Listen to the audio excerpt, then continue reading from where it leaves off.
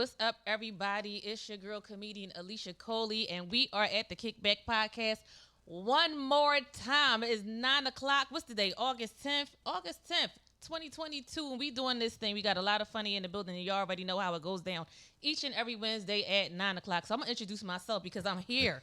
I'm here right now without the other two. So I'm going to take the time. Y'all know how, if y'all been following us, y'all know how they do me. Every Wednesday, Jarard does the introduction, and he act like I ain't shit, y'all. Y'all know that. So I'm about to tell y'all who I am. I'm Alicia Coley. I'm a comedian. I'm a serial entrepreneur. Y'all know I got about 3,000 jobs. I'm a mom. I do my thing, a producer, and all of that. So thank y'all for having me and listening in to the Kickback Podcast tonight.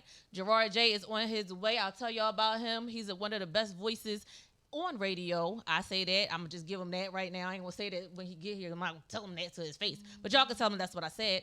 But he'll be here in a moment in case R&B superstar is not with us tonight. But he'll be back next week. All is well, on all fronts. But tonight we got Sue sitting in, the EP of the show. Y'all probably hear him at times, but y'all never see him. He's the ghost behind the curtain. Welcome to welcome to Sue's show. Welcome. Clap it up for Sue being here. That was good, people. All right. And today we have a guest. So if y'all was following us all week long, y'all know that we got a special guest in the house. Oh, God. Like, his resume is so long. He's some of your favorite people he done work with. He worked with Ginuwine. He worked with J-Lo. He worked with himself. Which I want y'all to welcome Troy Oliver to the podcast, y'all. Welcome. How are you tonight? I'm wonderful. Thank you so much for being here. It's good to be here. You sure about that? Absolutely. All right, it's going to be crazy. It's going to get good. crazy. Tell them about yourself, Troy. Originally from New Haven, Connecticut. Okay. Pistol waving, money, earning, all that little stuff. People don't think there's black people in Connecticut. I didn't I think went so to school either. in New England, I so I already know. literally had a conversation with somebody the other day because one of our cities popped up on one of them A&E shows, like somebody got murdered. Like, yeah, there's niggas. Oh, no. I was about to say that. You can say that. It's fine. Yeah. Oh, yeah, there's niggas in They Connecticut. get busy in the way. They be killing. Yeah. Let's be clear. Yeah, so Right. we out there. From Connecticut, migrated to New York City for a little while, just worked, and, ended up here in Atlanta for the last 6 years now.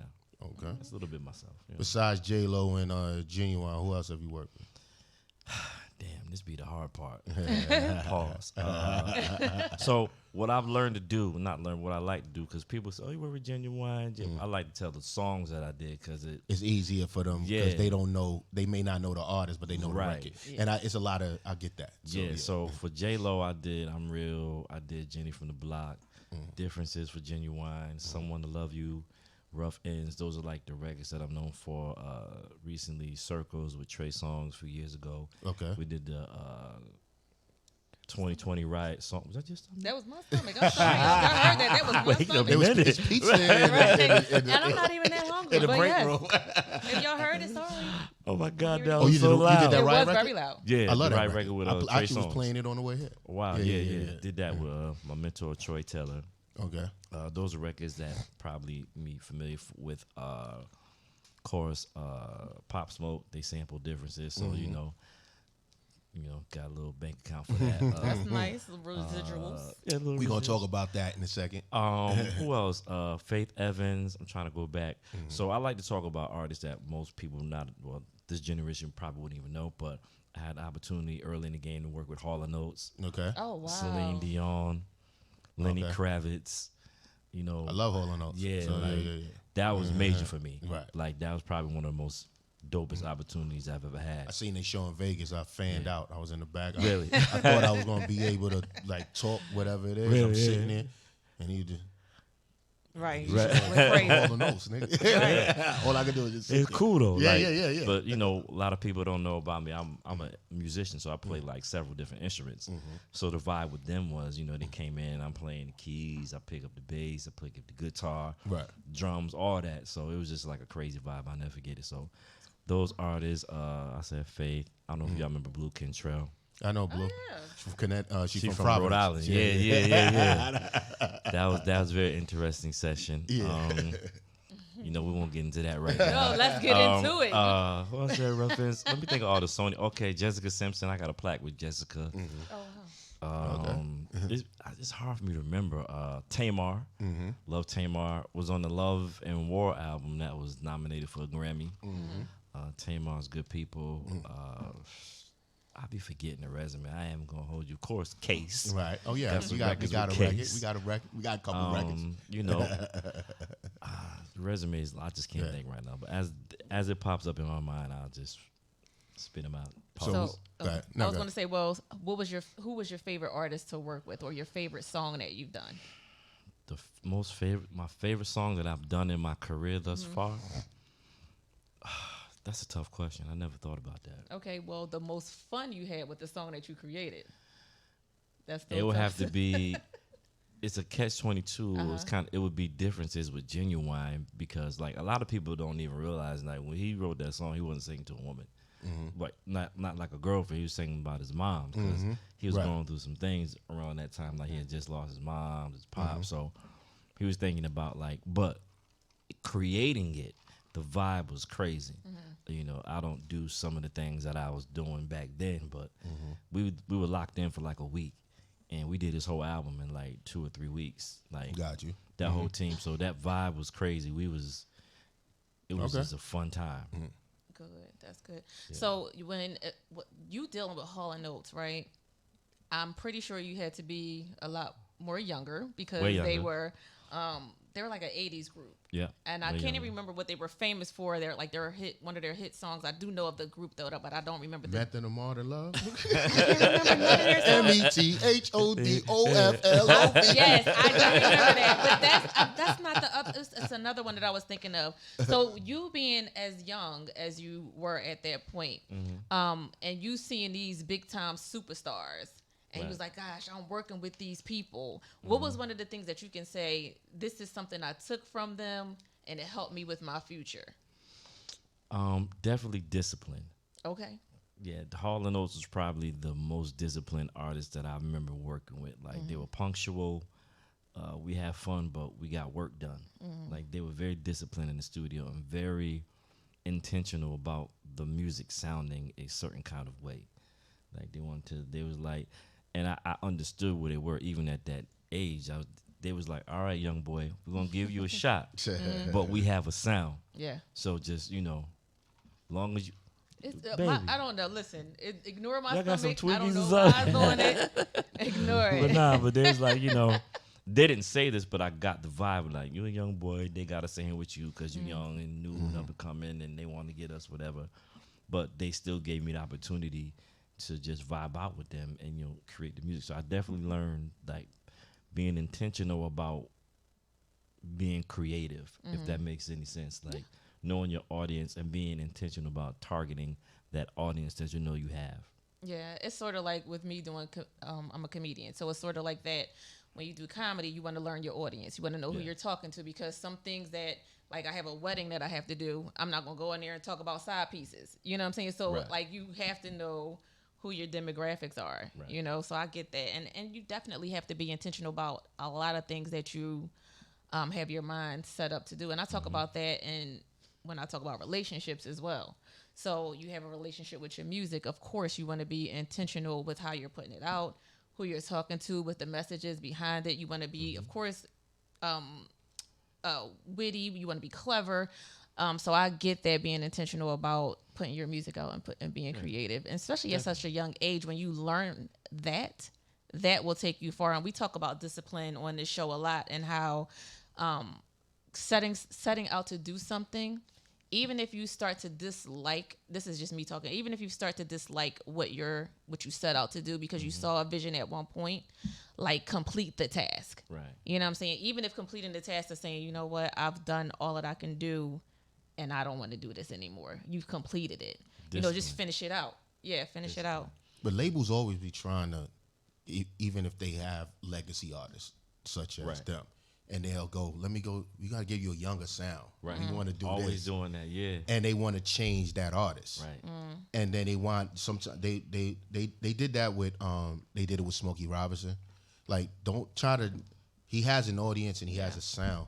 When you try to change them and make them new, Right. And it doesn't translate well, especially with the people, their core audience. That the people that come. Facts. And you like, oh, we need some new people.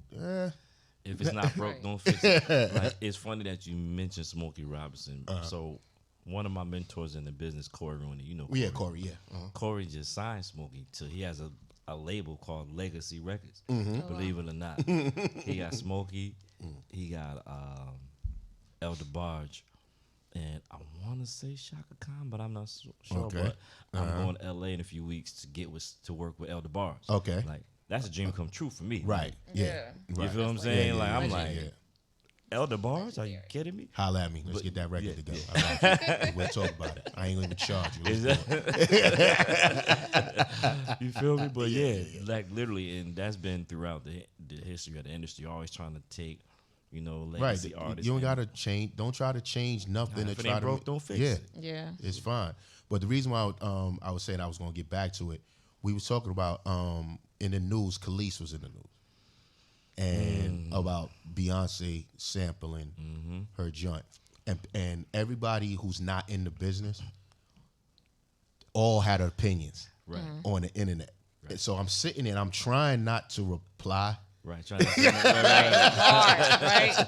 Because I'm sitting and I'm like, you're a bunch of people that don't know music at all. Yeah. Right. So when you and I want your opinion on it, but you're gonna take she was like, she didn't even contact me. She doesn't have to. But I want your opinion before I say mine. Say yours first. Okay, all right. As far as a manager and a writer. Oh, you write, Sus? Oh, I got plaques too. Okay. You ain't know. You about to find out. Right. But I'm sitting here, and number one, your records didn't sell enough for you to even garner that. But you're not a writer on none of those records.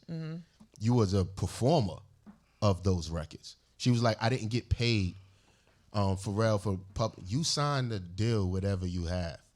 And some people at that time, you may needed money or however reason. Because Jay-Z has a line on Monica's record. He said, high school crossover, waved away pics. Music was the same thing. I gave away hits. When you first come on, sometimes you're just happy to be there. Yep. So you just do stuff. Facts. There's records out that I did. I didn't pay. If you talk to that artist, they'll tell you who I am. I didn't get paid for. I'm just there.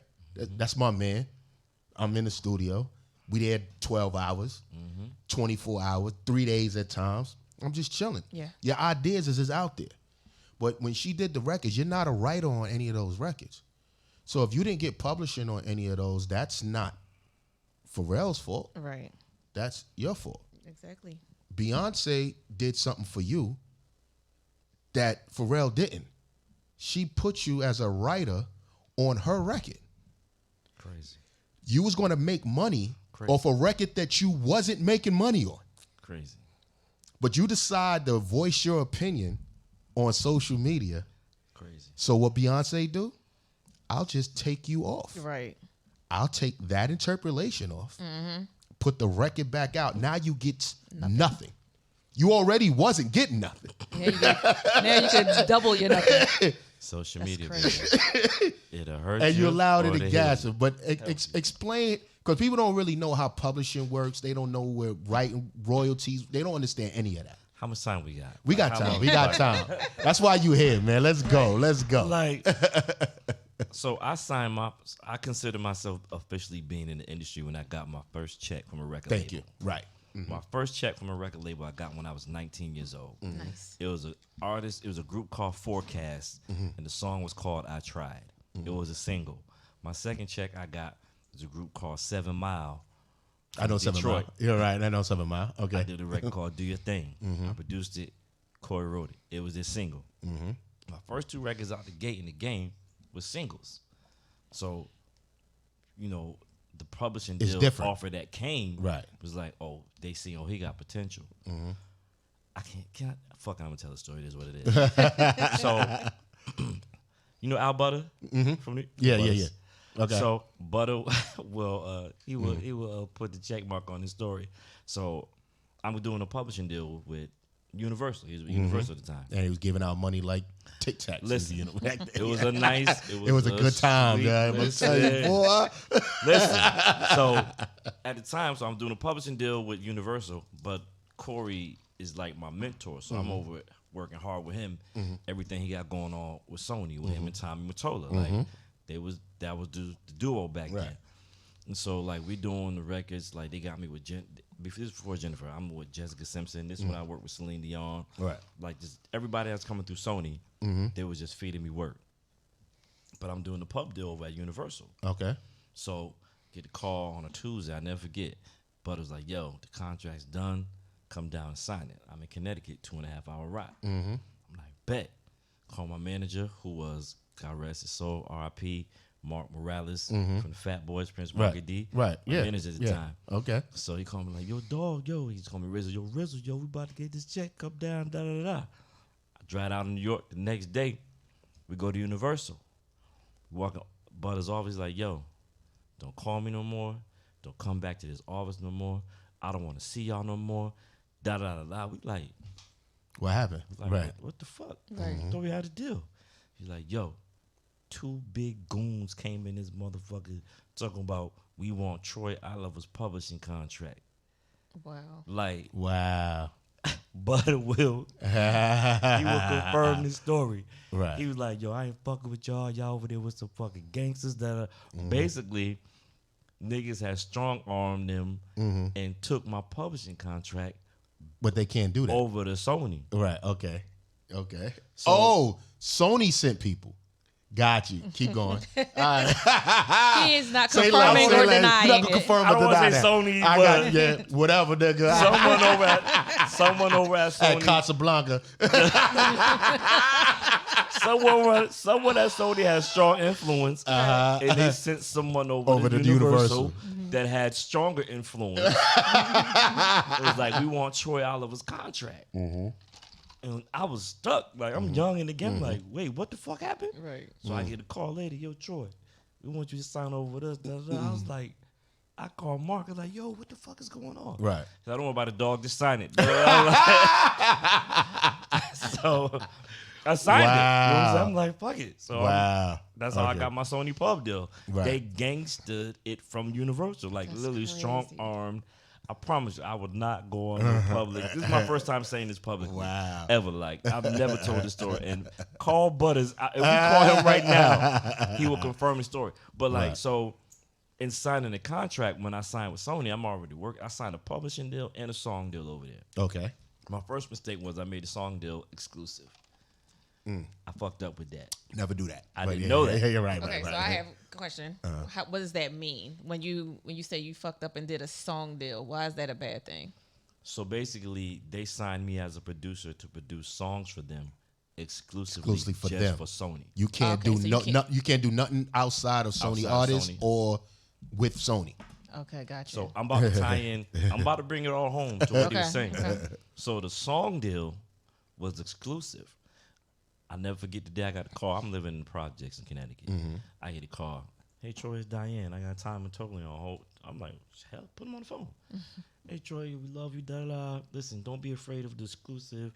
You know, and we just want to get first dibs on everything that you do. All right, Mr. Mottola, let's do it. Right. Boom. Time goes on. Nobody knew I was going to have hit records out the gate. Right. I'm saying I'm Real pops off. Jenny from the Block, Differences. Like, these records start coming out. So I can start getting calls from other record labels. So protocol based off the deal, I would call Tommy first. Hey, He get first refusal. If he don't want it, I can go. Right. Yeah. So we getting calls from Atlantic. Like, I ain't gonna hold you, like Whitney, like big artists, like everywhere. Hey, Tommy, nope. Hey, Tommy, nope. Wow. I was like, yo, I thought y'all said that's just the song deal part. Right. So I realized, okay, I see what it was. The publishing deal is the first time I learned that you could split a penny. Yeah. Nigga. Can you? I didn't even know Yeah, That you was- get 25% of a penny. of a penny. Okay. Didn't know that. So what I didn't know was that, Sony had made some adjustments to the deal, I'm thinking I'm signing the same situation with Universal. They made some adjustments. Okay. And so based off some of the adjustments, the more songs I have on a record, the less money I would get. Right. I would start splitting pennies with such and such. Because they don't raise your amount. The rate goes down.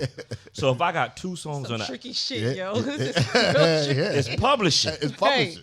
So if I got 2 songs on the album, I'm good. 3 songs on the album, I'm good.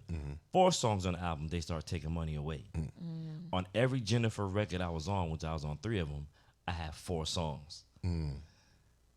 So I made less money on the more records you had. than the more records I had on it. Yeah. So the story I want to tell you is real quick.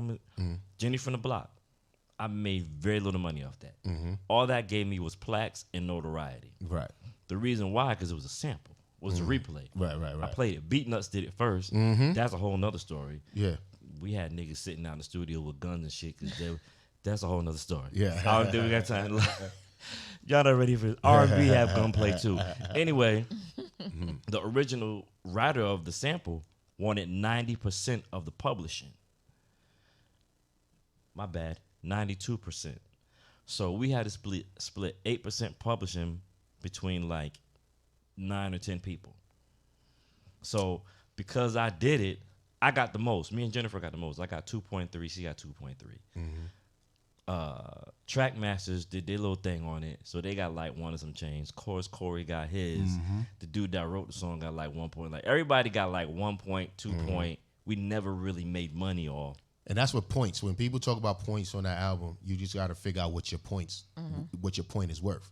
If you don't know what your point's worth, they can say, I'll give you 2 points, but you need to know what that amount is. Yeah. If you don't know and they say, oh, yeah, I'll give you 3 points, and then you be like, okay.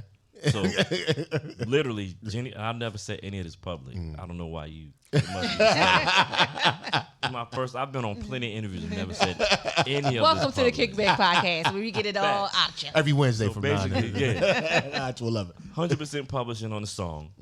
92 went to the originator, and 8 people had to split. The whatever's left. Right. And you know as well as I do, that ain't no money. That's no money. Right. It can sell. Crazy. Listen, Happy did billions. Pharrell made $1,000. Wow. And he wrote the record. But see, that's the thing. How does that happen? Because you always hear, like, if you're not in front of the camera and you're behind the camera, you would make more money. So Managers if you're make more not money. performing, but you're the writer, you It would think that depends. you would make more money. And we gonna finish what you talking about. But to answer your question, it depends on, because in the days of Universal, if they paid me to go to the studio, so I can go to them and I'm like, they like, yo, I need you to go to the studio, and I'm like, all right, I need $10,000 to go to the studio, and they'll cut me a check for $10,000 to go to the studio. When I'm finished, I'm like, I need another 20. The song's finished, because I need all the money up front. Right. I'm not getting no money Right. from this Back record. in. Right. So I need my money up front. So it depends on how sought after you are, and it depends on what you could demand on it. Case did a joint on it, what they wound up taking it off, but he did an interlude, and in the interlude he said, "As soon as I come home, as soon as you come home from work," he said that. He just did it, and it was no music behind it. He just said that. Babyface said, "Yeah, not only do I want the publishing from the song before that, he didn't do nothing on that song. Wow. I want publishing from the song that song leads into," and it was an interlude. Yeah. Kate said, I "I didn't just know you won't. could do that. I just Yeah, won't do Yeah, it." let's Yeah. take that off. You're gonna have to give it to him. Scrap that. If you want to use it, You're gonna have to give it to him. you have to. You have to do it. Wow. And he said, "As soon as you get home from work," that's what he said in the interlude. But how? Okay, so I get that. But to lead into the next one, I want and that song, If that that's the interlude. demand. that is The so, interlude is making people listen to the next record. Well, yeah, that's true. Yeah, I see how that works now. That is so. But if you get to that point, you can do that. Babyface Prince used can to do it all demand- the time. Yeah, you can demand that. Yeah. Prince said, "No, I'm not sample. You can't sample my The shit." thing of it is like from a business perspective, like if it's my business, it makes hella sense to go after what I know I can get. But to the artist, it's like, damn, I'm trying to be an artist and create. You know what I'm saying? Like they're not making no money off of, because everybody at the time was just stealing everything that they have. So I gotta protect that. KRS-One, his first album with Jive, he handed them the album. Mm-hmm. They took 50% of his publishing. They did nothing. Right. It's crazy. He wrote, produced it in his house. Right. He handed them the album. Right. There's 100% of my work. Now give me 50 back. I want 50% of the joint. And because he wanted to be on, he was homeless at the time. Yeah. You do what you got to do. Yeah, I was about to say that. He goes on. So there's ways to protect new artists now. Mm-hmm. But we gonna come back. So now we talking about, she's complaining about her publishing. Right. That she's not getting. But a deal that she signed off for a record, I hate you so much right now. That's not, she didn't write anything on it. Right. She didn't produce anything. She just sang it. That's the point I was getting to. So like when you sign deals, right, you have to literally, I don't care if it's a 20, 30-page deal, line by line, read that motherfucker. Mm-hmm. Right. Like, cause I was young, I was in the project, I was married. I got married when I was 22, my first wife. I've been married twice. Right. Married 22. Mm-hmm. We already had like 3-4 kids together. They like, we're gonna give you $500,000.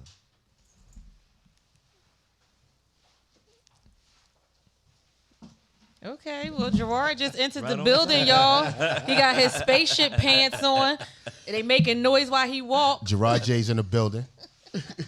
Yo. He got the all black everything on. Yeah, all right? Man, I'm all right now.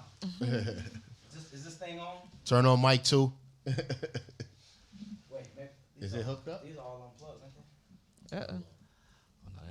Yeah, while he gets settled or whatever, we gonna keep on going. Yeah, and we gonna, before you do that, because I know he gonna want to ask you some stuff. But I just want to say, we got some famous birthdays. I'm segueing into birthdays real quick while they setting Jarard up. So Kylie Jenner birthday is the day. Do we care? I don't think so. And then Aaron Hall's birthday. And then Mike Bivens' birthday is today. We love Mike Bivens. Aaron Hall's birthday is today. Let's talk about that. Aaron Hall, Mr. Nasty Man. Right, Mr. Nasty Man. How you doing? With no belly button. He got a party tomorrow at Nouveau. Him and Damien. Out here? Yeah. Word? Club Nouveau. Yeah. We going? You want to pull up? So y'all gonna go to that, and I just had a show last week, and y'all didn't come to my show.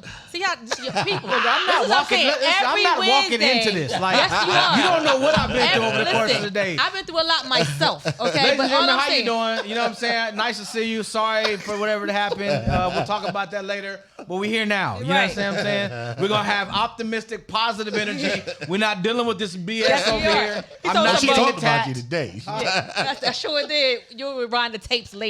He gonna say we're here now, like it's him and his ego. That's who walked in the door. No, first of all, that's not. Is that what we doing? No, I'm sorry. We have a guest. I'm sorry. Hi, I was here with him all this time. God, dog, boy. Yes, and you were trying not. to come in. See, Hold on. We not gonna interrupt Troy while he's trying to explain this. Thank you. Okay, I'm sorry. Troy, please. But go ahead.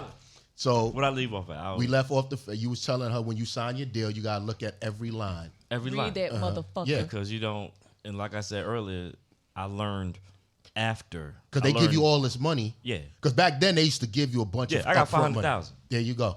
500,000 for the pub and 400,000 for the record deal, the production deal. There you go. So that's almost $1 million at the age of 25, Thank you. 26. Wow. So I wasn't really caring about what the contract was saying. I just know I'm about to give my family about these projects. But then years You're not later, looking at the back end. We don't talk about the back end. years later, I always tell people, especially young people, like, it's called the music business for a reason. Right. Yeah. Business is the biggest word out of that phrase. And if you don't know the business, as artists, as producers, as writers, as creators, we in the studio, we don't give a fuck about no sample. It's the vibe. If it's hot, Bismarck got sued crazy after his album Blue. He didn't have to pay none of that. The label did. But he didn't care about they didn't think about samples. Nah. Nigga, shout out to my nigga Don Poole over at Universal. I used to call Don Poole. I was like, yo, I need 50. Don Poole was like, all right, he got you. You could just tell a good number. old days. So you come. My first check was $2,500. My next check after that was $25,000. So you go from the joint from 2,500, Right. and then 2 weeks, 3 weeks later, I get a check for 25,000, and I'm 18 years old. Right. That's crazy. Nigga, I thought I went straight to the tunnel. I'm like, And the strip club. You went to the no, strip club. I wasn't a strip club kid then. You lied. No, I wasn't. You wasn't a strip club? I wasn't a strip club joint. I didn't go. Luke took me to my first strip I club. thought you came out the nutsack to the strip club. Nah, That's the way I felt like. Luke took me. My first strip club was the Rolex, and Luke took me there Rolex, where that at? in Where's Miami. that? It sounded like something. Nah, the extravagant, Rolex though. with the Luke It sound like a dances. bunch of old niggas there. Y'all talk about Luke dances. I knew where he got them from. Okay. I'm 18 years old. And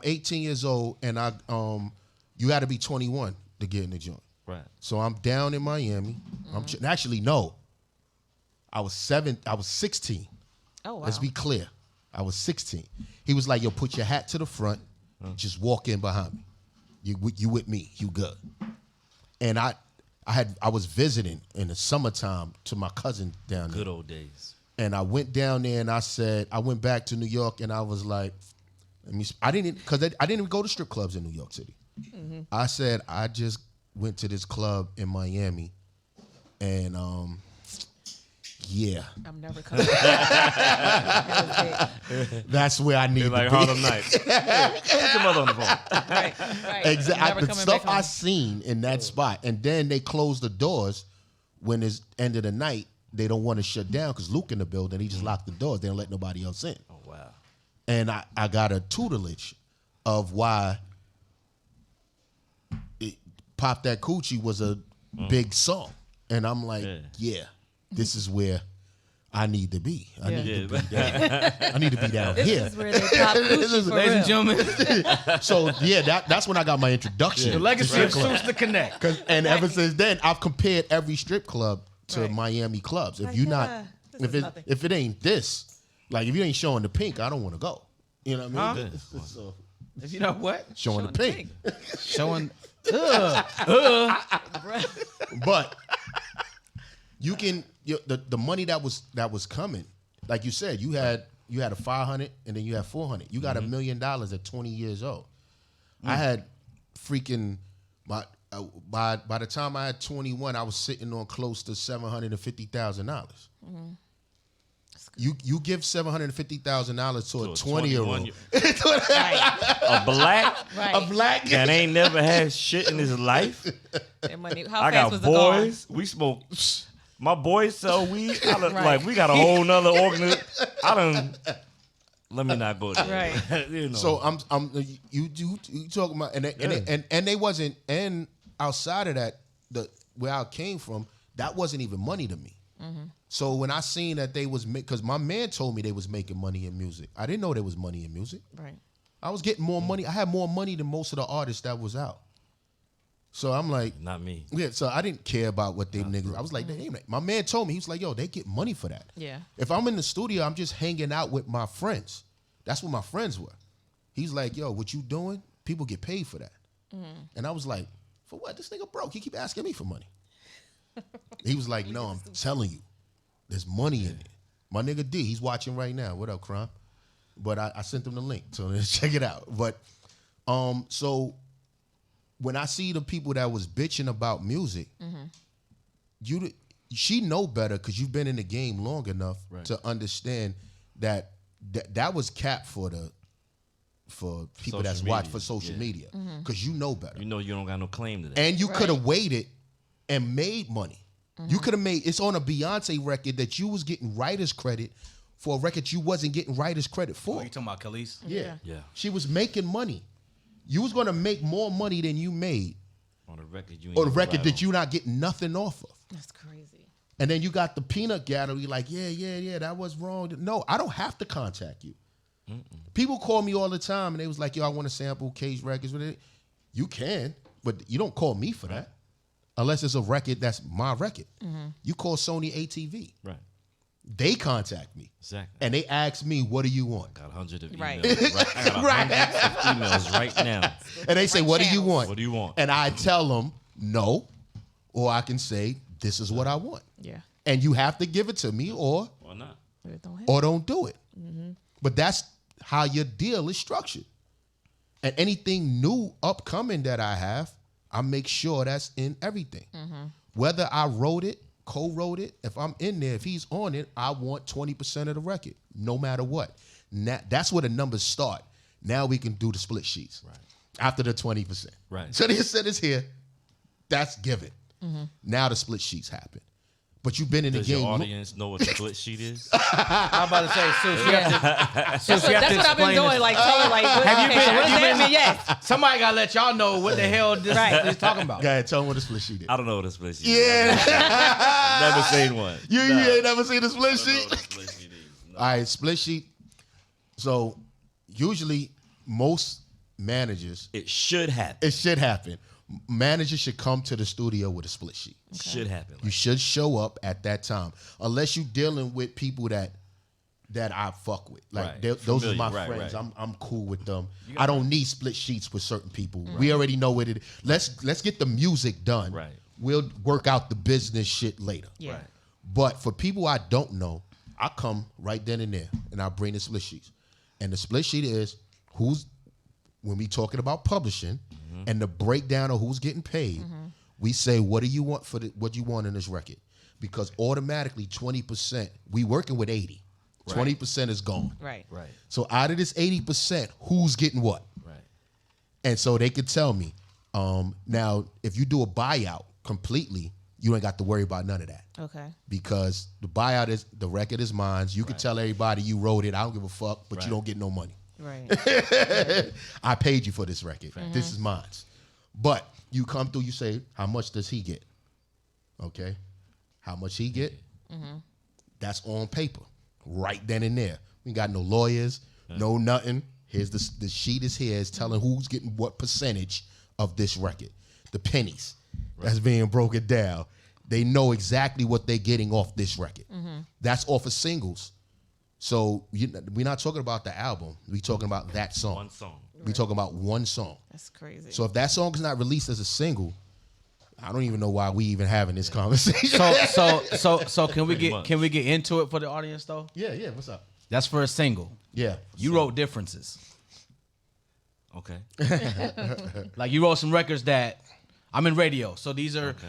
just a little backstory. When differences came out, there are certain records in radio where when they come out, they have a different trajectory than most records do. You know, most records you go to mix show, you test them a mix show, then you might overnights, you know, certain day parts. Then you have some like differences that go from call out to a rotation. And I remember asked G this. I remember I called G when differences first came out, and I was like, G, this record is out of here. He's like, you like that? I was like, bruh, this thing is, and I was in Phoenix, right? So Phoenix is a tough market because it's predominantly Latino. Tough market for urban music, right? But differences went through the roof, and that happened nationwide, right? So when you're dealing with a record like that, and you are the composer of such record, you have to give the audience who does not know the insides of this kind of thing an idea as to how that affects. I'm not going to tell you to put numbers out there, but give them an idea as to how that actually affects the account. Like, how does that affect from the time you write that record, the time it goes, to the time it now becomes a supernova record like that record, which we all know those records are rare. That doesn't happen a lot, right? But when you have one of those, explain how that effect permeates for the writer. So on that, lyrically, Ginuwine is responsible for the lyrics. I may have influenced melodies with lyrics, but Ginuwine is responsible for lyrics. I'm responsible for the music. I didn't want that song to be the single off the album. I've never said this publicly. What's in this cup? Come on with it. he was saying it all this This is time. how you Like, converse. Never said that publicly. It was another song I did on the album called Tribute to a Woman. I like that felt record. That was that's a dope record too. It showed my musicality, like what I can do musically wise. I felt it showed more of that. But I never forget, Chris Apostle called me. He's working at Sony. We're going with differences for the single. I was like, fuck that. No, Tribute to the Woman. He's like, well, it's already been decided. They pushed the button. 2 weeks later, I'm like, oh shit. They know what the fuck they doing. Yep. I had a friend that worked at ASCAP at the time. I went to ASCAP. If you don't know, American Society of Composers, and I'm with BMI, so I don't. whatever. At any rate, so she calling me every week because she was friends with G too. At the same time, like, yo, these numbers is looking crazy. Like, yo, y'all got one right here. These numbers is looking crazy because she can, she worked for them, so she's seeing what's going on. And she's seeing like, oh my God, y'all about to live good for the rest of your life. Yeah, you don't got to do another record. I'm like, yeah, it's that kind of sense. record. Yeah, but it did that, and I be like, so when it really broke, I didn't realize the impact of the record until I think it was Sears. Y'all don't even know what Sears is. Like, they got Sears down here? No. Sears? Yeah, it's like Dillard's. Yeah, I know what Sears is. yeah. Sears and Roebuck, nigga. You don't know what Sears is? She's shaking her head What no. you Like, I said it's not down here. I said it's not down here any They got longer. a Sears. No, the last one closed. She's Neiman Marcus or better. okay. Fuck with But Sears. back I then, know what Sears is. I was fucking with Sears. And I'm literally walking through Sears, and I hear the shit playing on the radio. I was like, oh, shit. In fucking Sears? Like, that's when it really hit me, pause. Like, that, this shit is about to be something crazy. Right. So, like, that record literally changed my life. There you go. Not only financially, but the notary that I got from that. Like, I was getting, you know how it is in the game. What? I needed differences. Every record label, every artist, we need a difference. We need record one of them. Yeah, We need one of I those. need a difference. So it was They like want you to recreate magic, and that's wrong too. it was right. the vibe. We couldn't but like I was telling you earlier, I was signed to that exclusive deal. Right. So I couldn't really do that. Let me take another sip. I'm about to say something other shit I ain't never said before. Cheers. Right. My brother. Salute. So what I did was I started another company under another name. Y'all can take notes. This could happen. Had some producers I fuck with. They was like my dudes from Queens. Some Puerto Ricans dudes. Shout out Jose. Shout out Frank. You know what I'm saying? Junior. Y'all know who y'all are. So whenever I would get calls from other record labels, other artists, I would do the track. And we would just, you know what I'm saying, cipher it through this other company. Backdoor that thing a little bit. Yeah, it's Pretty much business. a different name. It's you like know what I'm 3 saying? different companies out here with that. But we had it set up with the count, like whenever the bread would come through, boom, it'd go through the company, whatever, and come back to me. You know, we had to do what we had to do at the time because, like, I didn't want to turn down work, but I was under this exclusive situation. You know what I'm saying? You know, please, Lord Jesus, don't let them come back. You good. You got to do what you had to do. They got goons, I got goons. You know what I'm saying? Yeah. So they had me, like, as a young kid, like, sign me exclusive. So, but difference is really catapulted my career. Like, I was known for that. Jenny from the Block, too, but more differences because people, it was controversy with it. But he was like, why is it called differences? Yeah. Right. I remember having that conversation on the radio. I remember, realistically speaking, having features wrapped around that record because of its magnitude.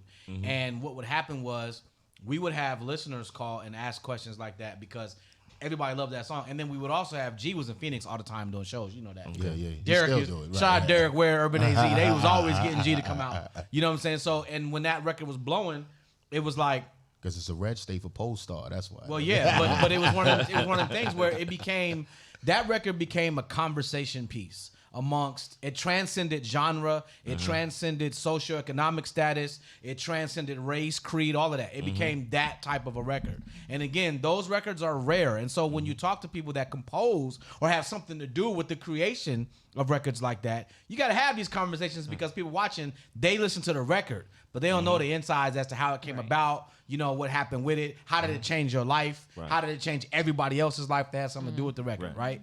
Other than G, because that's the obvious. But, you know, how many people did it take to make a record like that? Like, those are the questions that people that love these type of songs, where these type of songs resonate with them, like a Missing You, like a Happily Ever After, like a Differences, like a Usher, like these type of joints. Everybody has these memories as to these records, but they don't know what made it come about. It was a vibe. Literally in the studio, it was just me and G. Lobo Studios, Long Island. We had a 5th of Hennessy, had a 12-pack of Coors Light. You know, it might have been some ecstasy. I don't know. Yeah, it might Could have been, you know. Might have been some weed. Yeah. By maybe. the end of the week, we had an album. Yeah. Like, it was just literally just a vibe. Literally. That's all it was. Like, niggas caught a vibe. Yeah. I tell young producers, I mentor some producers, and I tell them, like, listen, you're going to get your first hit. Don't get me wrong. I get it. This is the new way. You got to send a pack. Send me a pack and listen to the beats, da-da-da. So your first hit going to come when you're actually in the studio with the artist, and there's a vibe. That's the era I fuck with. People send me packs of beats. It's 100 beats in there. Yeah. Case is not listening to 100 beats. Kidding? Are you serious? I'm not listening to 100 joints. I don't send no more So than what do you 8. do? Huh? Never. So what do you do? I'm from the era where when they used to send DATs and CDs in the joint, they used to be in a basket. Yeah. Yeah, it's to be in a basket. Right. And you should come. Pick it out the basket. You go to the basket, grab a handful, and then you sit there and you go through it, and then you find something that hits you. Right. Don't do that with me, because everybody's like, I got the next diss song. I got the next. Don't Right. make me, or I got a record I wrote. Don't make a record for that artist. Just make a dope record. Don't say I have a Ginuwine record. Right. I have a Tank record. Nah, just make a dope record. Facts. And if you send that record, That's it. then I'm a go. Yeah. But what about I guess that's an arguable point in my opinion as a music lover. We all music lovers in this room. What about like he's talking about the vibe? Like certain records are gonna vibe better with certain people. Like have you written records for somebody and all of a sudden they ended up better with somebody else? Absolutely. Yeah, Okay, so I've done that. Okay. Absolutely. But the thing is when people say I wrote a Case record, because they listen to Case all their life, His and voice and his delivery. they're making a Missing You, or they making Right. a Touch Me. I don't need another Missing You. Right. Right. I don't need another Touch Me, Tease Me. I need a dope record. When I went in with him, he was like, yo, just come to the studio. I've been telling him to send me records for the longest. He don't send me. He was like, nah. But he sent the joint, but it never came through or whatever. But don't send me. He don't want to send records. And the records none of the records he sent was the records he played. You want to be. So do you like to write music with the artist by you, like in the studio? Y'all Absolutely. yeah. Right Let's then and there. create. Yeah. Either I have something already that I feel like you're gonna like and it'll be a vibe, or we're gonna create on the spot. Yeah. 9 times out of 10, I'm gonna do both. Okay. Depends on He what had a time we vibe got. and we create on the spot. And I say, yo, take this out, do this. Yeah. Don't do that line. Let's do this line. Yeah. That's where the split sheets coming. Literally. So listen, if I do a the on the record, nigga, I'm getting Funny. That's funny. Facts. I'm getting publishing on it. If I tell you take that hi-hat out, I take the high hat, drop it there. That's publishing, baby. I'm getting the Boy, check. use a dirty, Crazy. use a That's low down dirty mother. Nigga. I'm in the wrong business. I used to do that for free, but now I'm Yeah, like, hold fact. up, nigga. I made that record better. Yeah, That's fact. when they talk about Diddy is not a producer. Who Oh. Diddy? Oh, Diddy's. What you definitely mean he's not what a you mean he's producer? not a producer? Absolutely. That's why everybody that was with Diddy or they was with Dre, when they try to go out on their own, they don't get the same vibe, because there's something that Dre do to that record. Yeah. You made a beat, people don't understand that. he man. made it a song. Something he did to Yeah, it that's true. Yeah. Yeah. that made that beat you made I've had that argument into many a fire. times. Me too. I've had that conversation a lot. So too. you don't tell me they not producers, because producers don't always. You don't. Punch- I'm a musician, and I take that shit to heart. Yeah. Right. Like, I play several different instruments. Right. And I create. You know what I'm Right. saying? I don't just use. I create my own loops. I don't use loops. Right. I, create I come my in own there and shit. do it right. You Yeah. feel me? But people don't understand. Like, I respect it. I've been in the studio with Diddy. I see how the motherfucker operates. Thank you. Like it. You don't have to be an actual musician to be a producer. Right. You can direct the shit. He's like You hear it in fucking- your head. Yep. Yeah. the way he tell motherfuckers to do shit, like, oh shit. I That's ain't even how, think that's how about Dre doing is that. too. That's the same way Dre shit. is. Like Yeah. Dre will have Battle Cat and them in there, and they doing the mechanics, but Dre would be like, "Nah, change that." Yeah. And that one little change Made the record. Now you got a doggy That's style. it. You know what I mean? Like fact. I mean, that's Listen, how it James goes. Brown, he was in the best part of that movie when he was sitting there with his band members, and he said, "Yo, do it this way," and they was like, "That doesn't work musically." Right. And He yeah. was like, "Are you? What is that? Is that an instrument? Are you playing it? Then it's musical." Right. Right. He didn't play the drums. He had a sound in his ear, and he told them to play it this way. They said, because this is why I don't mess with constantly trained singers. Right. When they've been in this is how I learned how to sing. Right. Unlearn it. Unlearn it No. for a second. Like, I get it. You went to opera class or whatever it is that you went going. to Juilliard. You went to Juilliard. Berkeley, but that's yeah. You saved the last dance. The soul. I Now I'm understand. putting soul in your music. Yeah. So once I put soul in your voice, take all that classically Just do trained what the shit hell I that you've told been you to doing. do. Unlearn that. Just do Yeah. what I I like told you this to do. producer. I like Yeah. this producing stuff. Oh my gosh, it's crazy. Like, Yeah, these two- unlearn that, and I can make you a star. Unlearn and relearn. Yeah. Facts. I'm glad you know what notes are. You can hit that. Right. You need that. But let's put some soul in you. And once I put that soul in you, Cassie couldn't sing. I told Tommy Mottola she can't sing. He told me, he said, it doesn't matter, she's pretty. Yeah, a pretty face to sell a She lot had of some stuff. hits though, boy. That was another one. She had the hits? I was like, no, I'm saying, you know what I mean? I'm a radio personality. I know what you're saying. I'm a personality. I'm going to speak from the perspective of call out research. I'm going to speak from that. And she had, because her name was on the song, I get it. But she had smashes. And everybody would say she can't sing. Right. They said the same thing about J-Lo. Say the same thing about Mary. J-Lo had smashes. J-Lo just learned how to sing 2 years ago. It don't matter, but I'm saying she had. You know what? I'm not. Are you drinking You gotta Stellas? put some more stuff. We doing Stellas? Wait a minute. But you understand what I'm saying? Yeah. From a radio perspective, again, and this is I'm She's pretty. She's pretty. listen. The marketability of a If record. if J-Lo looked like Macy Gray, she would have never not been. Macy Gray though. Can I say something about Jennifer though? Mm-hmm. Probably hands down, her and Celine Dion, the sweetest people. No.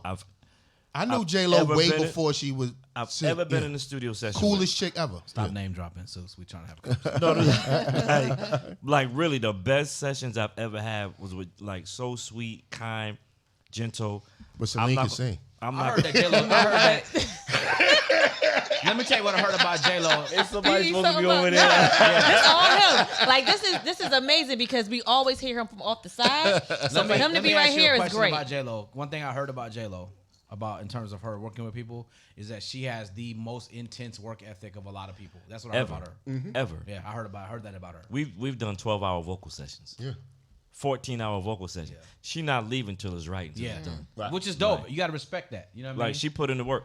I'm not gonna say the name, but I recently worked with a female artist who's nowhere at the level of Jennifer Lopez. Nowhere. Ain't never been, never will get there.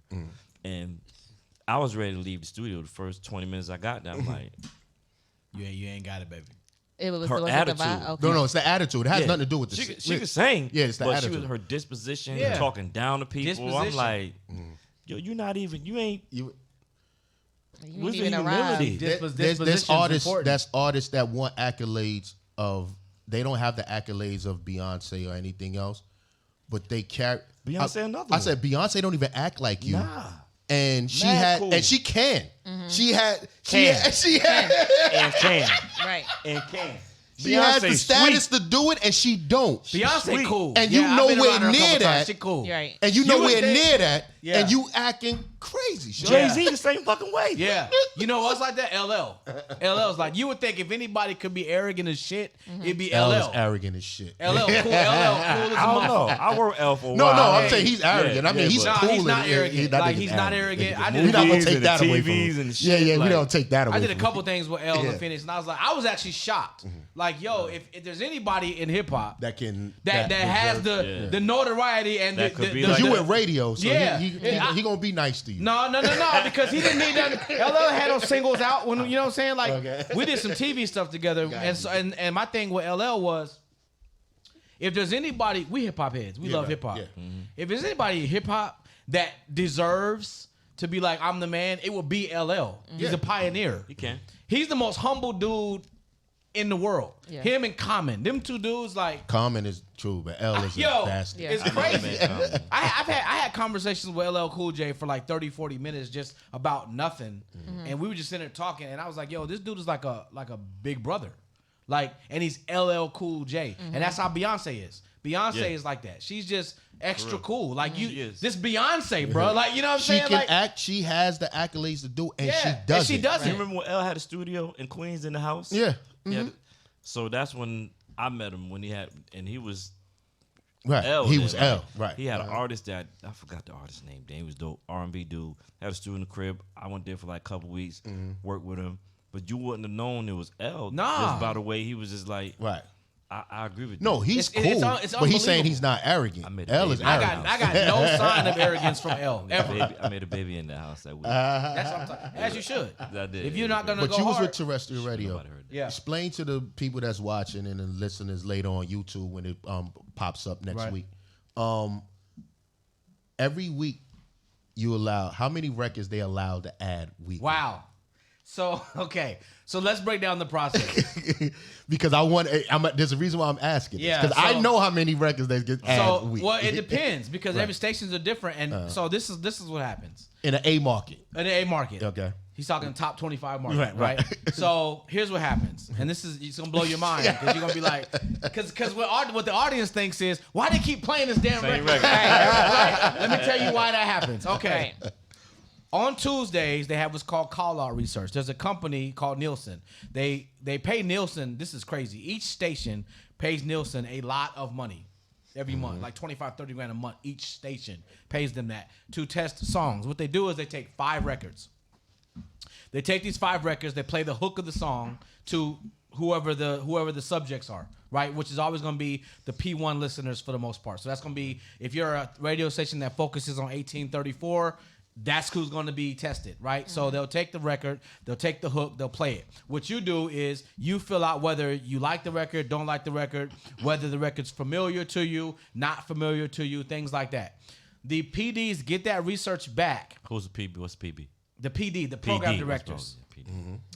That's who runs the radio stations musically, pretty much runs the whole station, right? They'll get the research back. What they do is they take that research. If it's a good program director, they'll take that research and actually comb through it and see what's going on. And then they'll manipulate what's going on the playlist based off of that. So every week on Tuesdays is when music will change on the radio station. So one Tuesday you might have a record that you hear all the time. Like usually it's every 14th record, you'll have that record, right? Whether it is a Differences or whether it is a Missing You, whatever that record is. The next week, though, if that record doesn't test well in call out, you won't hear it quite as much and you'll notice. But there's another record, maybe a Chris Brown, maybe whatever, that all of a sudden is promoted into that position.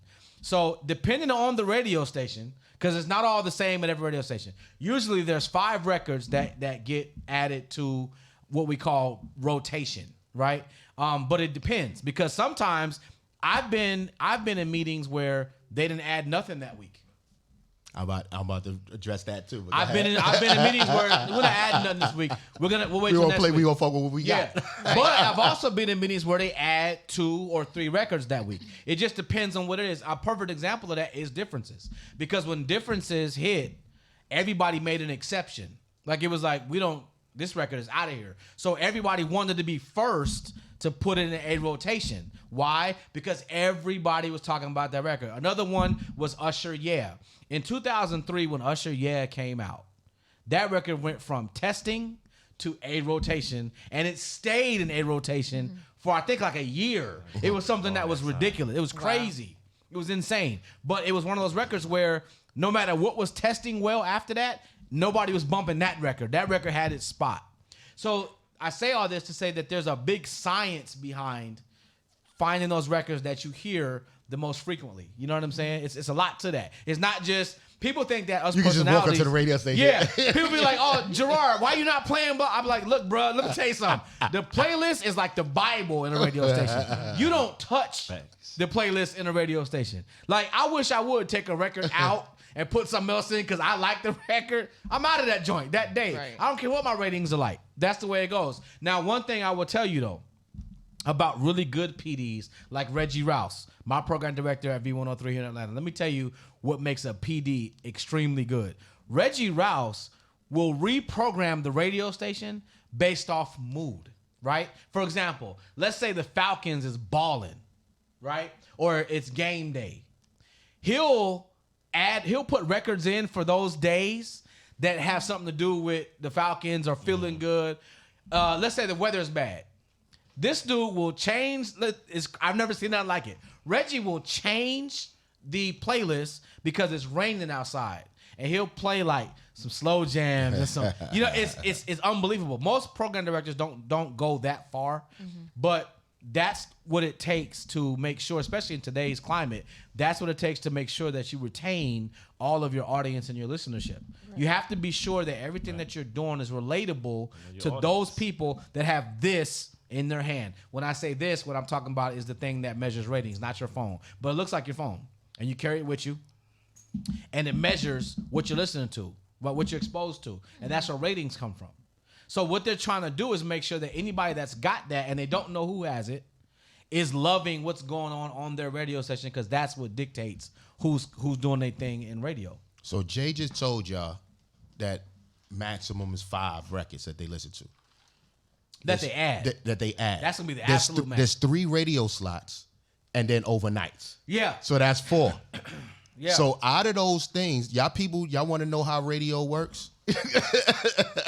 Ask him. All I do is when talk. they come to you and they goes, Reggie or anybody else, he's like, I like this record. Yes. I like it happen. I like it. This is what we're going to do.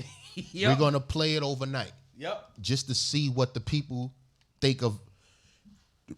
The reason with traditional radio, this is why they need to reprogram their program. Oh, here you go. Because you're not finna get him, right? Okay. Because they say they have an age range of listeners, and they say that this is 18 to 34. This is, but the people from 18 to 34 don't listen to radio.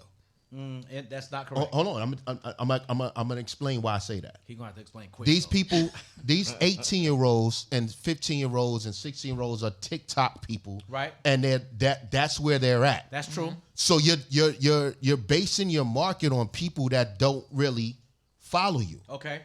You need to chase, but the people that do listen to radio are 40 and over. Okay. Because these are the people, but you're playing.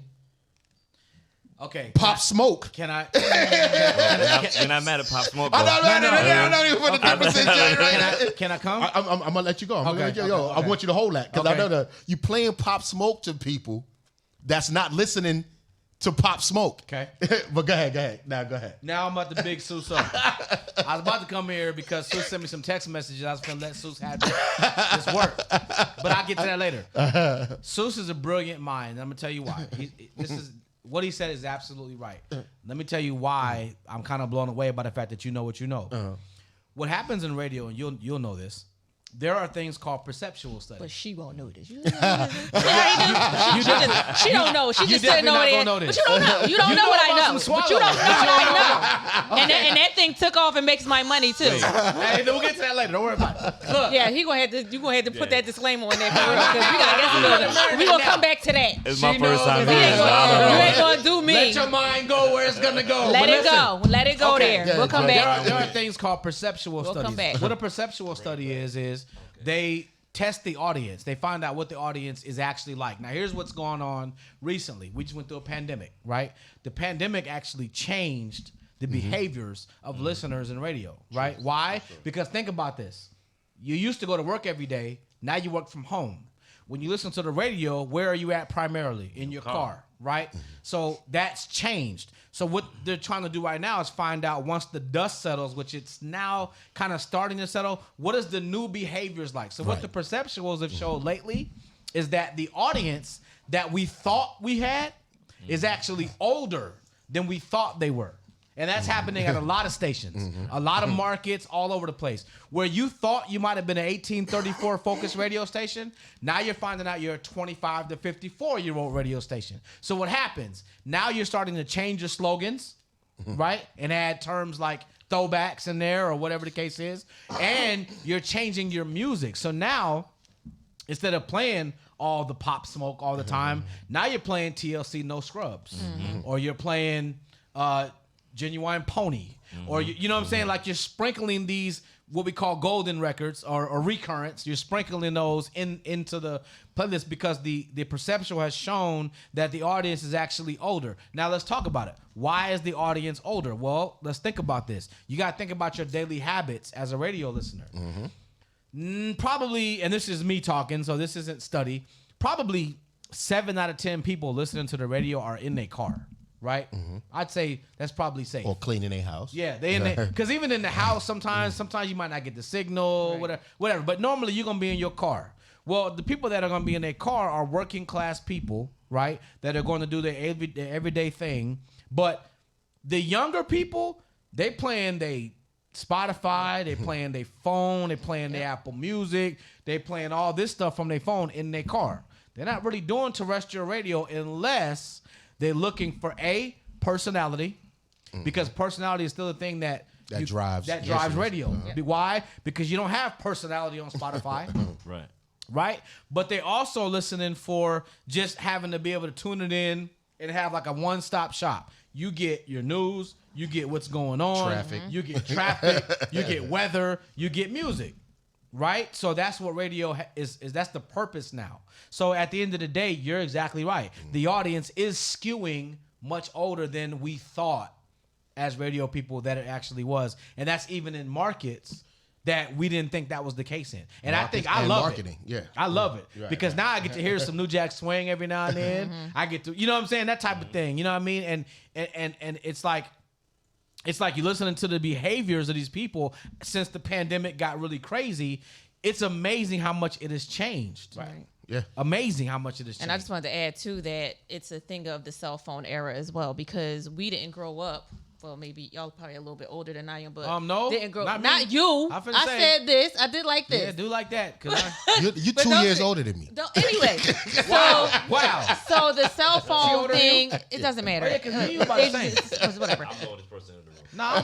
Okay, so what I basically, every time I talk, y'all gotta just. Go ahead. What I'm saying is, the cell phones are more so newer generation. So we use them from our generation. We use them, but we were still a generation that was used to listen to the radio. We were listening to the Quiet Storms and all of that stuff back in the day. Exactly. Whereas though these kids now, they have, like you said, they have their cell phones. So yes, it would skew the numbers higher. It does. Because we're used to listening to a radio. We're used to turning the dial and getting our stuff.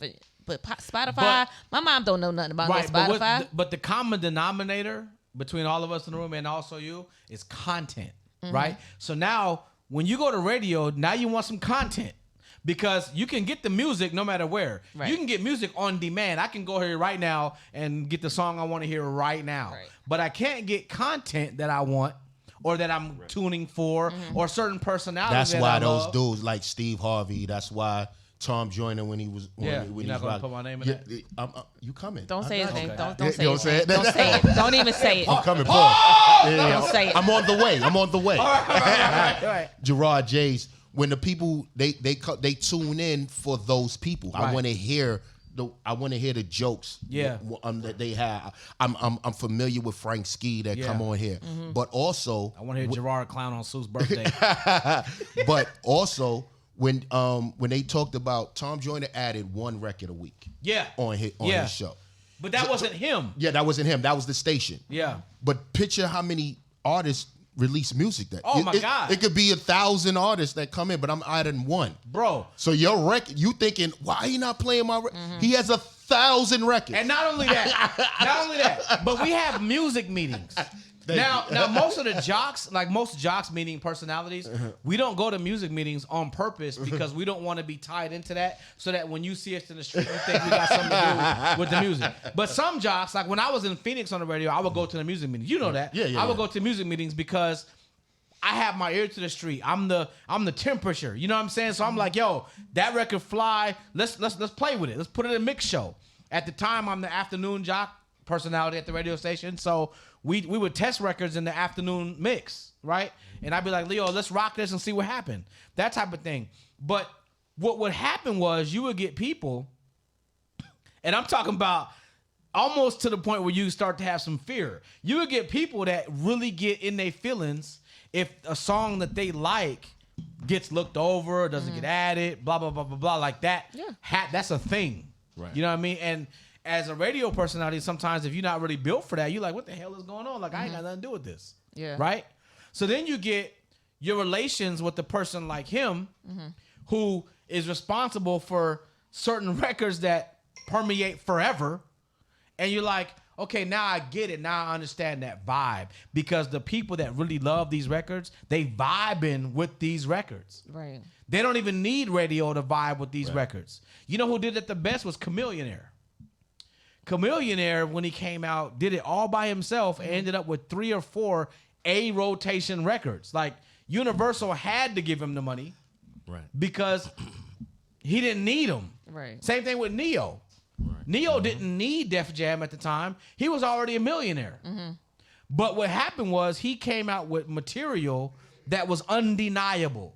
Am I lying? Facts. And that's what I was asking you about when we talked about the writer and the performer. Like Neo was already the millionaire because he was the writer. But now with him being the performer and the writer, of course it's double the money. But I was trying to figure out how could it be that those writers were not making as much as they should have been. That's a good question. And it was like then they talked about splitting the points and all Splits that and kind of stuff. publishing and all So that. now And I get it, but I still don't contracts. think it's fair. But I mean, the writers, music industry ain't fair. Like, Yeah. But as a writer... But we're talking about records that were sampled on. Oh, too. okay. Sample I was records. about to say, because writers Yeah. get paid. Right. Sample. Well, if your business is right. Yeah. Right. I know a million horror stories. People that didn't getting treated right. Yes. Yo, what's going on with this dude Light right Somebody ring. Somebody call. Who is Look, I'm about to put them all out there. Ooh. Don't do it. We're on the podcast right now. He'll call you right back. I don't know who that was. So I wanted to get back to you too, because Yeah. when you said you have the meetings where they might not get a song, why? Why would they not just throw anything in? Not anything, but why would they throw anything? Because if they had something last week in a music meeting, and then they come back and say we're not putting any new music on this week, but you have space for it, or you're having the meeting. So, good why question. does that happen? So here's what happens. So you have a certain amount of slots that you have to have records with, because radio, you got to remember, radio is all about the clock. Everything in radio is about the clock. Look, he know. Everything in radio is about the clock, and I'm talking about to the minute, right? Because ratings are judged by the quarter hour, every 15 minutes. Okay. So if you're late, you mess your ratings up, right? So at the end of the That dead day, air? yeah. Oh well, yeah. We ain't gonna talk about that. But at the end of the day, there's a certain amount of slots. So you may come into a week. You have your new music meeting on Tuesdays normally, right? And you listen to, let's say you listen to 40 new records, right? And you like 10 of them. The problem is the records that are already playing on the radio station haven't really solidified their spots yet. Okay. You're not gonna go pull a record, right, that hasn't shown that it should be pulled to put this record in and test it. You're not going to do that. That's not smart radio. You know why? Because the next radio station is looking at what you're doing, and every single minute of radio is competitive. So you don't have leeway to like try shit out unless you're doing like a new music show or like a mixed show at 9 and 10 o'clock at night or some stuff like that. But like it's gotten to the point where I use Atlanta, for example. It's gotten to the point where in Atlanta, on the FM dial alone, there are 10 urban radio stations. Which is crazy because we didn't have that in Philly. So when I got down here, I was like, yo. There are 10 this is urbans crazy. on the FM dial. Yeah. That's crazy. So that means that the same amount of pie that used to be split between, let's say, Hot 107 and V103, right? Now it's split 10 different ways. So if you make one tweak that the audience don't like, you lose. Well, bring that phone back. Bring that phone back. Bring it back here. See that music that was here? That's still advertising dollars. Right. People paid for this slot already for this record to be played during that time. What are you talking about? Paid? No. Oh, no. Listen, not payola. He thinking about payola.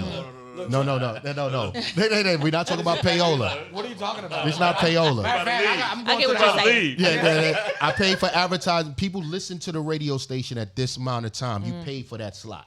I paid for that. In that joint, I paid for 13 slots. I wanted, and they told me that 6 times my radio is going to be played between this time and this time. You know why people was listening to that? Because they playing Jeezy, they playing the hits. on this time. You talking about advertisers, commercials. Advertisers. Yeah. I'm not pulling a record off of there that's going to make people not listen to the radio at that time because they pay for advertising slots for that period of time because I know this is why people talk about radio stations taking money. That has nothing to do. No, that doesn't happen. That happened in the 50s. I don't know nothing about that. Yeah, he That wasn't does not there happen. then. What happens is advertising dollars. People say that the most time, that Nielsen rating that he talk about, people they said, when do people listen to the radio? Well, this is my company. This is what I'm selling. Right. The most people that listen to me, they're paying for this slot. That slot.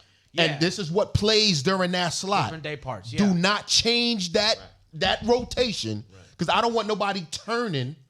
Well, so at the end of the day, there are, again, going back to program directors, there are certain program directors that, like Reggie Rouse, that program by day part. Right. Which is the interesting shit. Because you know what? You'll get, okay, think about it. Let's think about this in realistic. Right. People that work regular jobs, right? Okay, so middays is 10 to 2 normally in radio.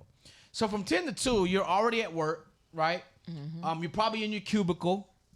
So the music that's gonna play is gonna be during your work day. Cubicle music, right? You're gonna hear like you're not turning up. No, you're gonna hear safe. You know what I'm saying? Like when the white people walk by, it's okay. You're gonna hear that. A morning show is from 6 to 10 a.m. Well, let's think about a morning show. So a morning show, everybody's getting their day popping. Like you're getting out of bed. You're trying to get started. The first thing that you hear when you get up in the morning is going to be your morning show. So what do you want? Trending you want topics. some energy, right? You want to know what's going on, right? You want to have a little bit of fun because you want. I need to know what route to take to work. There you go. So musically speaking, you're gonna have a little bit of everything. You're gonna have the upbeat stuff. You're gonna have a couple Move, R&B, bitch, some get out the music. way. There you go. There you go. Now let's go to afternoons. Right? Afternoons is 2 to 6 p.m. You're driving home from work. So let's think about it. So afternoon drive, what do you want? You want some energy. Yeah. Because you just went through a bunch of bullshit at work over the course of the day. So now you want a little bit you of... need to pick up. Yeah, because you need did. to That's the pick middle. up. I need to get my day. My day is drowning. That's the reason why the majority of afternoon shows in terrestrial radio have a mixed show at 5 o'clock. Why? Think about this. Think about this now. At 5 o'clock is when the bell rings at work. You get in the car, you want to feel a certain way. Right. When you're driving home from 5 to 6, most people don't have more than an hour commute. Most people. So between that hour, we need some energy. We don't want a lot of commercials. That's why you have commercial-free mixes. Come on now. They tell you. You listen to them. Commercial-free hour. Everything in radio is premeditated. Calculated. Everything in radio is calculated. Everything is based off of research and data. Like it's a really, really elaborate, intricate situation. It's not where you just throw stuff against the wall and hope it sticks. That's not the way radio works. Now, there are some like lower markets, like market 130 or whatever, that might try some stuff here and there. But if you're talking about a top 25 market, New York, LA, Chicago, San Francisco, Atlanta, et cetera, there's no room for what if. Right. No, we're going to do what works. And what works is what the people tell us based off their habits. You understand? And that's how that works. And he knows that. He knows that too. And you know that. Okay. So, there's a science behind all of this stuff. You know what I'm saying? All of it. And so I'm gonna ask you. So we got a couple of minutes. Yeah. So when Conway was flipping on Funk Flex, yeah, let's talk about it. Because he wasn't playing New York records. Yeah. He's only blaming Funk Flex. Yeah. It's not a funk. I think he used Funk Flex as a scapegoat because that's just everything. But he's talking about New York City. Yeah. And he was like, every other place represents their artist. Yeah. But New York don't. He don't play it. Right. He doesn't understand. He thinks that Funk Flex has more power than Funk Flex has. So talk to him. Okay, so first of all, enough respect to Conway. He got some dope songs, right? But Conway wasn't worried about New York music. He was worried about his music. Right. Let's be honest. He was worried about his records. Now, what you got to understand is this. Yes, and let's be honest. Yes, Flex is known to break records. He's been doing it for 25 plus years. He has the trust. He has the wherewithal. He has the experience to be able to be like, hey, yo, I want to break this record. And the program director be like, cool, do what you do. Flex can do that to a certain extent, right? But at the end of the day, this used to happen to me in Phoenix because in Phoenix I would do a local music feature called the Monday Night Spotlight, where I would spotlight different artists from Phoenix, whatever the case is. I had dudes literally threaten my life. No laughable matter. I had death threats from artists because I didn't play their particular joint. Let me explain something to you. At the end of the day, when you have music, this is what happens with people who are trying to do their thing or whatever the case is. What they forget about is, A, you have to put out quality. 1, 2, and 3, right? You have to put out quality. You can't put out a record that's got cussing in it, that's not mixed and mastered, that ain't got no structure to it, because you and your homies on the corner like love it. Right. That's not the way that works. If you're trying to be on radio, you have to understand the formula. Sometimes in life, you have to play the game, right? You got to be able to do both. You know who did it the best? Hov. Jay-Z did it the best. I held you down for 6 summers. Where's the love?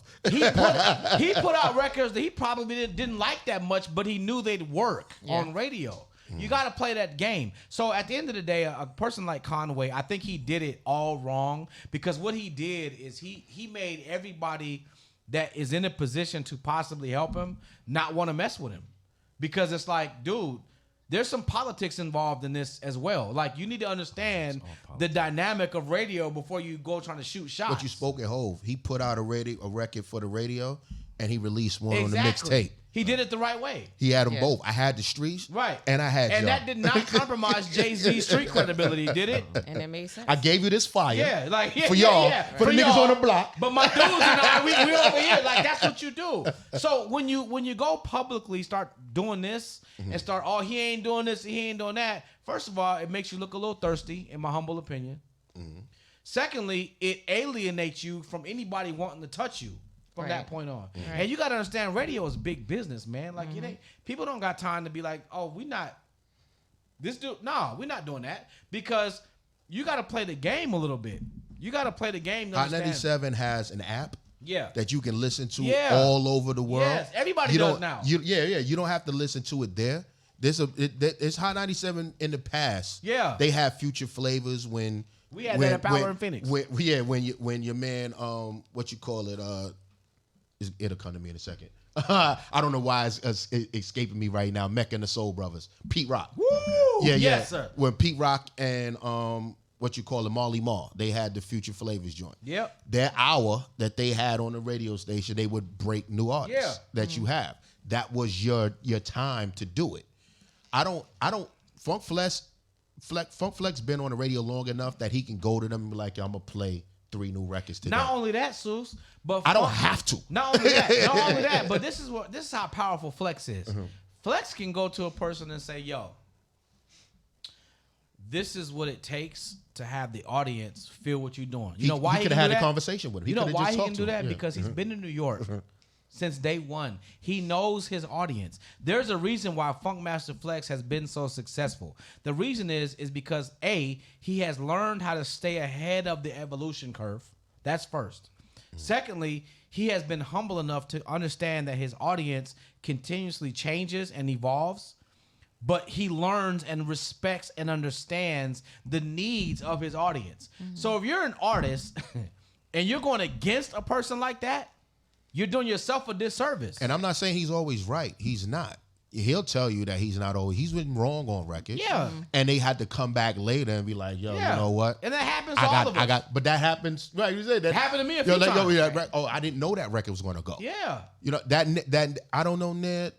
I told Flex give somebody else that joint. I was in Miami at Level, kept telling him to play Trick Daddy joint. I heard about that. He was never playing. I heard about that. I kept telling him to play. I heard about that. So he came to New York. He said, yo, somebody kept coming to me, and they kept telling me to play this. He broke Trick Daddy in New York City. He sure did. And I don't know, he said, they kept telling me to play this record, and I wouldn't play it because I didn't have it. Yep. Right. And he went and got it. I kept sending niggas up there because I was in Miami at the time. I'm like, yo, this record is fire. You need it. That the Juvenile joint, that ha joint. Yeah. I hated that record. But they played it so much. It blew. You got to play this record. Right. But that's why at the time when I didn't listen to nobody if it wasn't LL Cool J or Big Daddy Kane. So if it wasn't them, I didn't care who it was. Yeah. But you could be wrong about records. You not just, and then Jay jumped on the joint. He didn't want to jump on that joint. It was just so hot. You talking about The hot. He jumped on that joint. He jumped the remix. Yeah. He didn't get paid for it. He just went and did it. Yeah. He's like, I need some of this. I need some of that energy that these niggas have. Yeah. So you're not always right on records that goes. We're not. There's certain records that win. I'm like, I never knew that. There's a lot of records I can name to you that I'm like, what? But you know what? That's the beauty of it because why? We're all individuals. We all have certain places that we might be in when a certain record comes out, and the record might affect us. Think about the times where a record has come out, and all of a sudden, 10 years later, you remember where you were when the record came out. You didn't know that was going to be the case when the record came out. That's the beauty of music. That's the beauty of everybody having their own opinion of what they like, right? That's the beauty of that. Right. You know what I'm saying? That's the beauty of artistry. Music right? makes the world go round. Please believe it. And if Flex ain't paying your record, go someplace else, let it blow. He's gonna have to play it. Right. They're gonna come to him and like, yo, you need to play this record. But he may hate it. But you need to also learn how to play the political game and understand that the audience might not be in the same opinion lane as you are, as the artist. Because guess what? Everybody baby is the prettiest baby on the block. You know what I mean? That's not true. That's not true. Well, I done seen a few. One of my friends back in the day had a baby. She was like, I know my baby is not like, the cutest. But you I was like, wow. he couldn't invite Thanks for Flex being to the honest. studio. Exactly. He could invite Flex to the studio and be like, yo, listen to this. Tell me which one should go. Like, Flex, let me tell you something. Another thing about Flex. Just for the record. Yeah. I know we're talking about Flex. Yeah. I respect Flex, but I roll with Clue.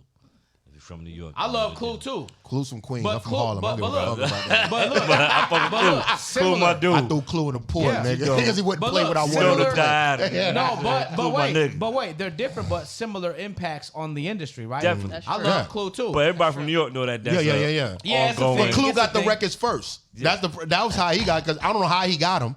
He just got him. I mean, hey, I love Clue too, but Clue has the same Mandate approach. when he's on the radio. on No, not 105. even that. Yeah. He got the same approach in terms of the reason why you respect him so much is because he's hip hop. Yeah. Clue ain't playing just any motherfucker. He's thing. not doing that. I promise you that. He's not gonna But do Clue it is still in the clubs too. He's Right. Still in the clubs, He's still out there, But and he's Clue- still seeing what he's still in tune with the people. But Clue, reminiscent of some other people that I know, Clue pays attention to who his audience is and how they grow and develop. Right. That's why those are personalities and DJs that remain and resonate. Is the ones that are humble enough to say, you know what? Just like me, my audience is changing. Right? So this audience that was here 15 years ago, they've grown up a little bit now. Yeah. Right? So you have them still as my audience, but you got also their children now. So now, what do both of these people or these groups of people like? What do they do? How do they life moving? Like you have certain people that pay attention to that, and you have certain people that think they don't need to, and the ones that feel like they don't need to, they wither. Right. Exactly. That's that. And then that just reminded me too about how, and this is kind of like a sidebar of how the movie industry. You know, you got the Shreks, you got the Toy Stories, you got the movies like that. To where as though you, as a parent, you're like, yo, I like this movie, and your kid loves it too. So yes, you have to transcend, but you also have to still be able to reach a younger Be audience. relatable. So that, You gotta be relatable. on all fronts. That's the key. Being relatable is something that you cannot fabricate Right. because the audience will know damn well if you are not that. Yeah. They know. You When can't they trick listening, them. they know. You can't be a 24-hour front, and you can't trick the audience forever. No, you're not tricking these people, man. That's why all the other stuff that they have don't last. When you say like, yo, he's popping right now.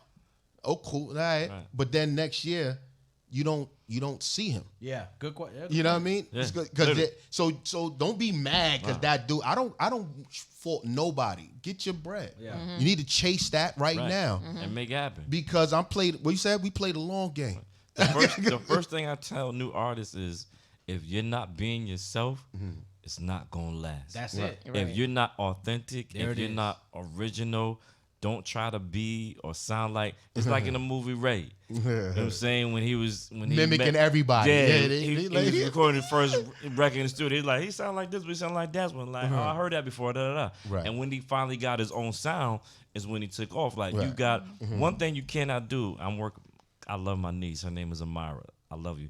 She's amazing. I'm gonna play some records. She's Okay. dope as fuck. But first thing you got to do is like you got to recognize you got to be you. Don't try to sound like, feel like. If audience, you cannot fool an audience. Right. They know when you ain't They see genuine. right through You you. might get away with one song. Right. Yeah. You might get away with one song. And then That's it. Glenn Lewis. See, I you love call Glenn. my name. I love Glenn. No, I love Glenn. I love Glenn. Don't you forget it is my shit. I love Glenn. What you about to say about Glenn? The problem with Glenn was he sounded like Stevie Wonder.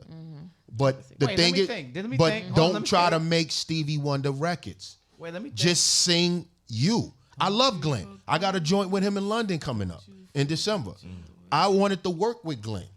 He sounded like Stevie, but the problem he did was he tried to make Stevie Wonder records. And Don't not make in that Stevie era. Wonder Wait, records. like what record? Don't you forget it? Don't you forget it sound like Stevie. But if you listen to his album, he started making Stevie Wonder records. That do sound like Steve. Now you said that. About chord progressions. Definitely. Yeah, now I'm thinking like that do Musician, chord sound. progressions. He Definitely. reminded me. I'm not saying he would.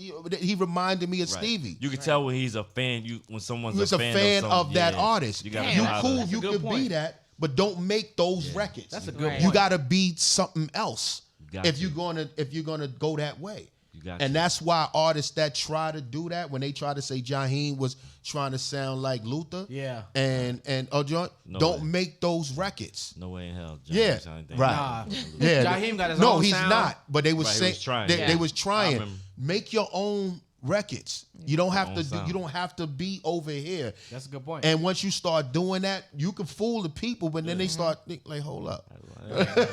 Like he did this and he did it well. Like, They're like, you a rapper, you talking about you gangster, you sold drugs, you went to jail, and every time niggas see you got on thong flip flops. Yeah, right, Not You know niggas. what I'm saying? flip-flop. Yeah, Yeah. niggas don't. The You know dudes what I'm I saying? know don't Drinking wear Fiji. that. Yeah, Drinking we don't Fiji. wear You know, flip-flop. Drinking right. Fiji and shit. Like, I thought you said you buzz guns. You Right, drinking right, Fiji don't water. do that. So I know we're getting beyond the time, but I just wanted to we know, got like, time. well, we didn't come back to you, Troy. So I wanted to come 10:30, back you to got you time. and say to you, like, what are you working on now? Like, I hear you say you are working with you're working with new producers that are coming out. You have a artist that you were in the studio with that was a female. Was that your artist or somebody you were working with? Like, what are you doing now? What's next for you? Right now, so of course working with Case. We got a few records with Case. Gonna do that next album. We've been talking about that. My niece, her name is Amira. She's dope. She's a How old is she? songwriter. She's 18. Okay. She's amazing. Like she's definitely amazing. And are you Songwriter, biased singer. because it's your baby, but like your niece? I'm not, because I Okay. got a son. My son is 30 years old. He's a dope ass You got a writer. 30-year-old son, bro? Yeah. He'll be 30. He'll be 31 this month. He's 30 himself. He could write his ass off, but he ain't focused. So Gotcha. it is what it is. But yeah, Drew Sidora doing her EP. Shout out to Nice. Drew. What up, Drew? Yeah, love Drew. EP. Love Drew. Her EP about to be fire. Drew I is ain't gonna hold you. talented, man. Yeah. And just a good conversationalist. Like, Yeah. had a conversation with Drew Good 2 weeks energy. ago. It's just, her energy. Vibe. Like, real she's good. dope, man. Yeah, doing that. We're going to LA in a couple of weeks to work with El DeBarge. I'm very excited about that. Like, El I'm DeBarge, wow. I'm more excited about that than Yeah. We on That's- that album, so I'm letting you know that right now. yeah, like that Let's go. shit. Let's go. El I'm DeBarge, bro. yeah. I saw him in concert for the first time when I moved down here. He was at Wolf Creek, and still the same sound. That voice, He though, got it. it's like that. He got He something. got That's, it. there's no effort behind it. Like, Right. it just, And there's it other comes people out. that tried it natural. and they can't do it. Right. You can't do Natural. it. There's certain That's people dope. that you can't do. You Yeah. can't Natural, duplicate. like, you know, so that and I got a little surprise project I'm working on. He's a rapper. He's dope, man. People are you crazy? Da, da, da. He's a little older than me, but he did wow. 30 years in federal pen. Oh, Oh, wow. He got some stuff to talk about. He He did got some 30 stories. years. You in remember the pen. Lifers group? You had music box. Yeah, back in he the day. just got out maybe about 7 months ago, but he's fire. His name I is don't feel Jalil. like how much I don't feel, and I'm so glad you said that. I don't feel in the environment that we're in right now that your numerical age That part. matters that much. I Yeah. agree with you. I just don't. And What listen, ageism doesn't. I don't know. It doesn't. And the funny thing about it, think about this. The only genre that seems to matter is in hip hop. Pretty much. Well, our Nobody music. cares. It's our I'll say music. us. Period. I'll It's say our. black It's folks. our music. Urban music. Yeah, It's yeah. our urban Nobody music. cares about age in Nah. rock and roll, country. Right. They don't. None of that. Facts. So why do we? Because I the never rock thought and roll about that. country older, they have a catalog to go that way. So No, I'm telling you why. They think it's too old to start music. I think I disagree, I man. think now hot is hot. You know what I mean? Listen. Dope is dope. If Dope you- is gonna sell. Yeah, but no look, matter what. if you have something about you that is attractive, that is relatable, No, you putting yeah. out good product. I don't really understand what the deal. I don't care about that. Like Swallows, good product. There's Go ahead. Y'all gotta tell me about Swallow. okay. We're going. There are artists that are out that are like way older than me that I rock with. Big Daddy Kane, LL, Jay-Z. But like, he didn't just start. They didn't I just don't. start. It don't matter though. Like Right.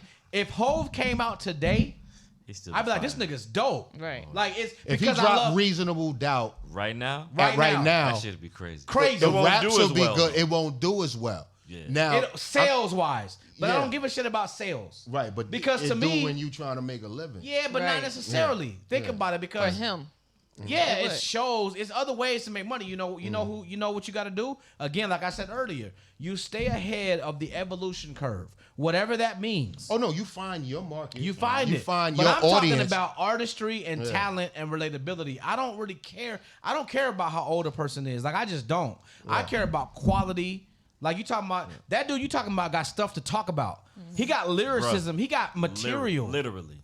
And I want to hear it because now I'm like, yo, I want to hear a person take his experiences, put it in an art form. That's what I want to hear. Yeah.